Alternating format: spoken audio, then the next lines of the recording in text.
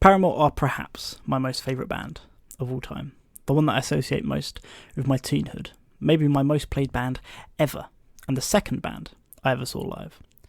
The first being UK pop rock sensations Busted, if you must know. So when it was announced that lead singer Hayley Williams was releasing new solo music, I was thrilled. Paramore the band are currently on hiatus, so we won't be getting any music from them anytime soon. So going into this, I was hoping it could fill that Paramore-shaped hole in my life. While I was excited for new music from Hayley in any capacity, I was secretly hoping that it wouldn't end up being a bland singer-songwriter, acoustic guitar kind of song. As different as that would be from Paramore, and while it would still be somewhat interesting, I didn't think that sort of thing would really be pushing Hayley as a songwriter or a performer. But I can tell you that isn't the case, and I was very pleased with what I heard. We open with a muffled sort of horn or alarm, warm and fuzzy. Then we get almost beatbox style beats, as Hayley provides a beat under this alarm, using just the sounds of her breath and voice. We build some more as she begins humming to match that warm, fuzzy alarm. Then a big gasp of breath in and exhale signals the drop as the full instrumentation joins in, continuing the setup of the alarm and Williams' voice, this time fuller and deeper and with more clarity. We are only about 30 seconds into this song at this point, and I'm very impressed. The delicately layered and intricate soundscape that Simmer opens up with is a far cry from the bombastic drums and pounding guitars that characterise Paramore's early work. The soundscape combined with the moodier atmosphere compared to Paramore records really give this song Billie Eilish vibes. The almost ASMR quality of the sound, the closeness you feel the singer is to the microphone. It almost feels as if they are singing from within your own head. This kind of music is absolutely perfect for headphones. It might be why it's so popular, as less and less people are playing music out loud and more is done using headphones. But that is just my speculation. The verse comes in and sort of ruins this comparison to Billie Eilish. Up until this point, Hayley's vocals have been soft, delicate, in-ear, close. But this verse opens up with what sounds like a very normal sort of Hayley Williams delivery. But in comparison to the intro, with the mouth sounds, the humming, the breathing, it all feels too much, too powerful, too overwhelming. When I was first listening to this song, it really took me back, and I found it really off-putting. I find it less off-putting now, maybe because I've gotten used to it, but in the initial listen, it did make me mark the song down. The first lines of each of the sections of the verse are the most spiky, most in-your-face, most jarring sections. It is, of course, not that spiky.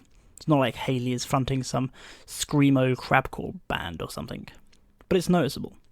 The vocal line becomes softer and more delicate as the verse progresses, and so eventually you get back to the point where you can compare Hayley to Billie Eilish again. The whole song has this warm, fuzzy sort of quality to it. It feels enveloping. Lots of tippy-tappy qualities to the song, reminding me of the XX. They too could do a sparse, but also paradoxically intricate and layered soundscape. The almost echoing vocals in the chorus as Hayley sings lines like control or eyes closed are not only really catchy, but also draw you into the song. The artwork for this single is really striking as well. Simmer written in all caps over a background of swirling red smoke. Or maybe it's a blurred image? Is that a face you can make out in the background? The video is also really interesting to watch, but I won't try and describe that to you. You can watch that yourself. Link is available in the description if you are so inclined. Overall, I really like the song. It's catchy, but not in a traditional way. Simmer is the lead single off Hayley Williams' debut solo album, Petals for Armour, which is due out on the 8th of May 2020. And that day can't come soon enough for me. Without wanting to make too big of a statement, could this be the dawn of a new era of emo? This song feels moody, and there seems to be a sort of rising tide of new emo-adjacent music. Kids who grew up on bands like Paramore and other early to mid-2000s bands are all coming of age and starting to make music themselves. There's also a growing tide of emo music in the rap community, with the likes of SoundCloud rap drawing heavily on emo tendencies, not just with their lyrical content, but also with their overall sound. Some of these rap artists like Lil Lotus and Gucci High Waters have been called emo with 808s, such as the similarity to quote-unquote classic emo. As a kid who ultimately never really grew out of being an emo, I wholeheartedly welcome this emo revival. And with bands like My Chemical Romance also making a comeback, it feels like exactly the right kind of time for this kind of music from an artist like Hayley. This was a review show. I think your experience will be enhanced by hearing in full the song featured in this show, which you can get hold of from your favourite music shop or online platform.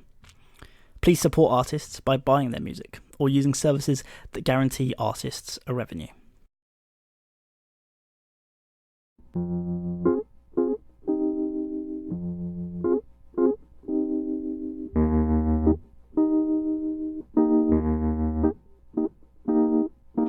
This episode was written and produced by me, Stephen Lemontree.